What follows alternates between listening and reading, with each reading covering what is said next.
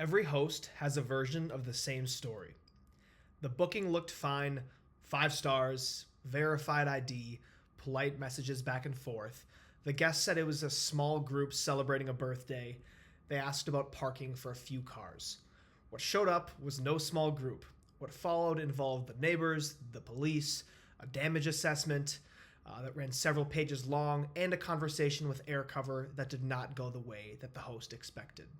Today, we're going to walk through the 5 things that actually happen when your short-term rental becomes a party house, and why the no party clause in your listing isn't doing what you think it is. I'm Cody with Threshold STR. We help short-term rental hosts identify coverage gaps before something goes wrong. Let's get into it. Tell me if any of the following phrases sound familiar. A small gathering, a few close friends, it's just family, nothing crazy, I promise. Any of those sound familiar? These phrases have preceded more short-term rental disasters than any other words in the booking system. A guest who plans to throw a party doesn't tell you that they're going to throw a party. They tell you what they need to tell you to get their booking confirmed. The rest happens once the keys are in their hand. What you end up with as a host is a single weekend of damage that exceeds what the property was built for.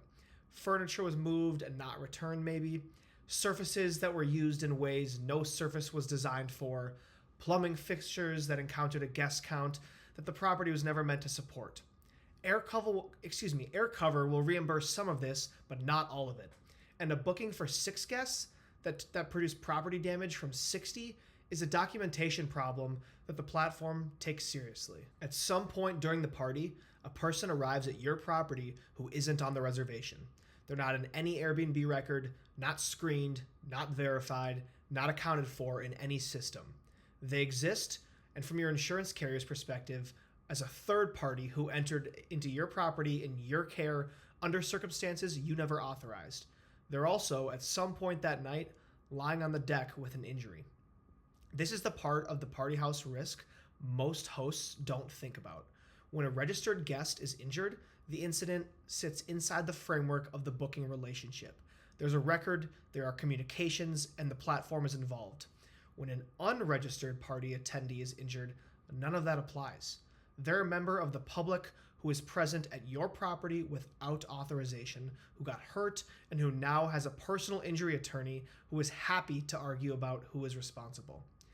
If the injury is serious, maybe a fall from an elevated deck, a head injury, drowning, you're looking at litigation measured in years, not in months. And the financial exposure isn't contained by standard per occurrence limits. Now, most short-term rental insurance policies cover the property as a vacation rental.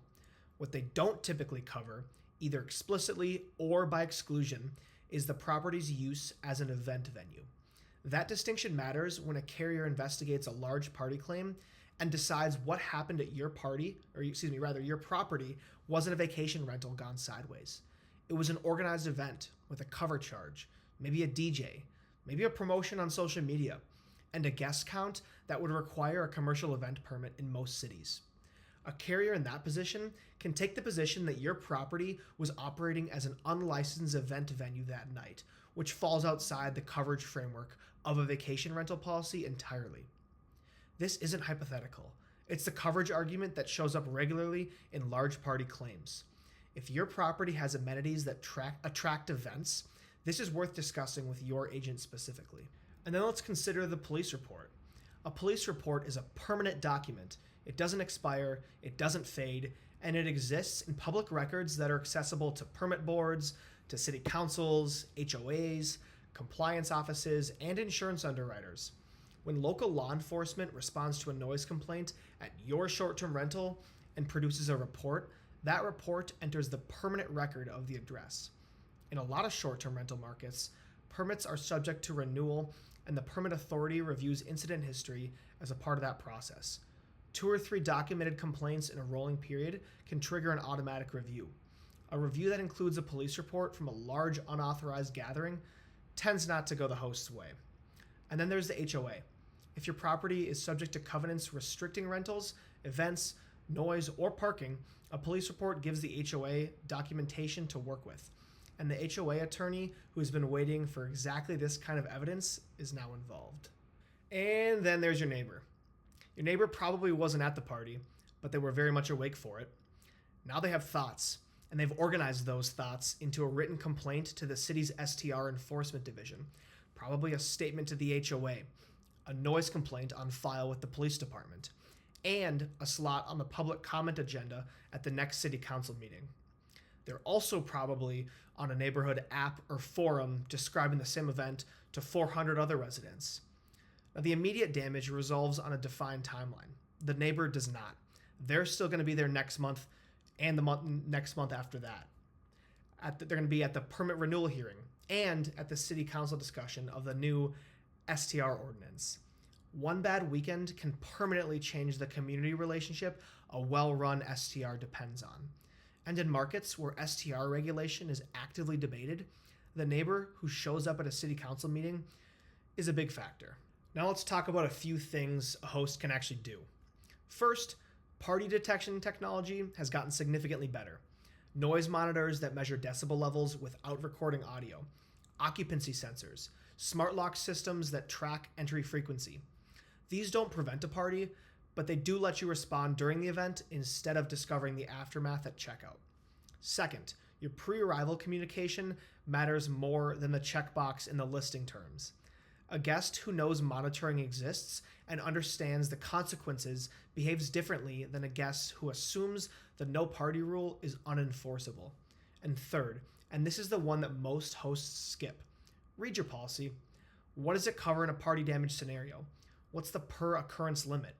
Does it contain language about guest count violations or unauthorized use that could complicate a claim?